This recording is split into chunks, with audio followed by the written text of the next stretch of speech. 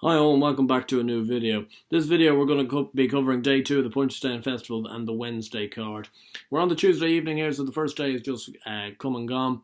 I suppose it was an interesting day for me because overall I was up with two big priced each way winners, but it was a bit of a disappointing day from my point of view. Get a Bird was well beat, Duvan was beat, and Monolith fell winning the lead. Three of my, certainly Duvan and Monolith, two of my favourite horses in training. It was disappointing. Underso now was absolutely fantastic, and no excuses for Duvan, and I wouldn't make any. Perhaps he's just maybe not as good as I'd love him to be, but I'm not sure. We'll have to see in time. And Monolith looked to be travelling well, and obviously we had the whole album photo Paul Townend thing. I'm a big fan of Paul Townend, so I'm not unhappy, but I'm sad it's happened because it's kind of taken a bit, it's going to be a bit of a laughing thing now, and it's not really good for the game of horse racing. And hopefully people can forget about it and Paul Townend can still go on to have a decent enough week despite the 21-day ban ahead of him. Anyway, we're going to quickly go through with my two, just in case you weren't sure, my two big price winners were Draconian, I tipped up each way at 25-1, and Callum River in the last at 16-1. Both which obviously bring in big profits, although none of the winning bets came in. Although I had Barrington Court, I had him to win in the last, and obviously he came second, so I just got them all mixed up. And we move on quickly to the day 2 card, of which we start off with a trappy conditional riders handicap hurdle over at 340 over 2.5, and I've sided for two horses at 11-1 here, which can both be each way or win bets. Carade Flow and Nobody Home for Willie Mullins and Eddie Cawley. Carade Flow is still a maiden over hurdles, but is shaped like she could certainly win a race, and has performed two pretty admirable performances in maiden hurdles the last two times, and looks set to win a race at some stage. Perhaps it is this one. Nobody Home, on the other hand, can win, is also a very consistent horse, has mixed it from fences and hurdles. In the past, he won last time out over hurdles. He's been raised £7 for that, but he's still kind of at the bottom of this handicap, which makes me feel that he could still go well. Chris Timmons also a good rider in these sort of races. So both of them at 11-1, I think both have good each way chances. In a race, you'll probably get 5 or 6 places.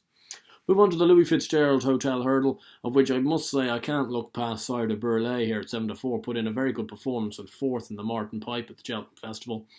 And I'm not a big fan of Pravalguna. I just think there perhaps is chinks in her armour. And in fact, I'd be siding for the Willie Mullins Good Time Tara each way here at 9-1. The Willie Mullins second and third strings have been doing very well at this festival so far, on the first day. Then we move on to the Irish Daily Mirror Novice Hurdle over 3 miles, a grade 1. And I think Next Destination will take the beating in this for Willie Mullins. And hopefully Paul Townend can get back on the winning trail here. Looks tailor-made for 3 miles, was badly outpaced in the Ballymore over 2.4 before sticking on, and you see the form of that looks fantastic. Black Op came second, he went out and won the entry. Vision de Flow came sixth. He's run 2 very good races in grade 1 since, so it's all stacking up for Next Destination, and of course Sam Crow, who won the race. Ballyward here is the each way play at 6-1. 6-1 isn't any great shakes each way wise, but I think he'll come in the first 3, so why not? Carl Punchestown Gold Cup, opposing Road to Respect at 2-1, opposing Bells Hill 4-1, had far too hard a race in the Irish National for me. So therefore I'd be siding with Colulta Vic and Jackadam. Colulta Vic just never really got going in the Cheltenham Gold Cup, made too many mistakes, and eventually kind of was pulled up. As for Jackadam, ran another solid race. To come 5th, he's a bit short of obviously that standard, but I just still would love Jackadam to win one of these races, and his performances this year haven't been devoid of that promise. But I think Colulta Vic probably has the edge on him, so he'd probably be the win bet. Jackadam the each way bet there, although they are quite close in the market. I think 6-1 and 7-1 respectively. Move on to the grade 1 kind of champion bumper equivalent, really, of which Relegate, Black Bow, Carefully Selected, Tornado Flyer all re-oppose here. And in fact, I think I'll be going for Carefully Selected and Tornado Flyer here at 5-1 and 6-1. Willie Mullins was seemingly 3rd and 4th string on paper. And though Carefully Selected was very unlucky at Cheltenham, was nutted out of it late when doing all the donkey work for Relegate.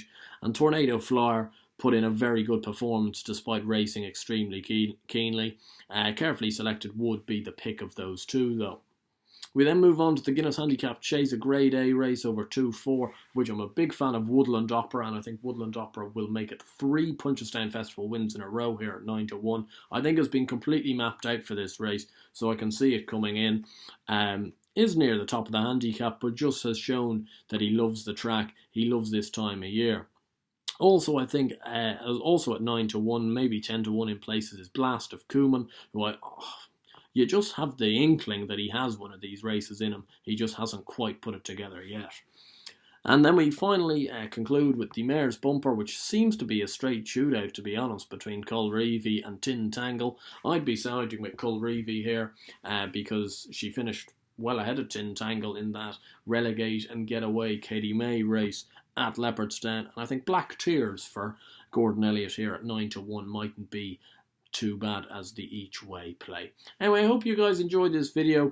I hope you guys had a good day one as well. If you did, please do give it a like and subscribe to the channel down below, and also give me your tips for day 2 and beyond of the Punchestown Festival. As always, best of luck.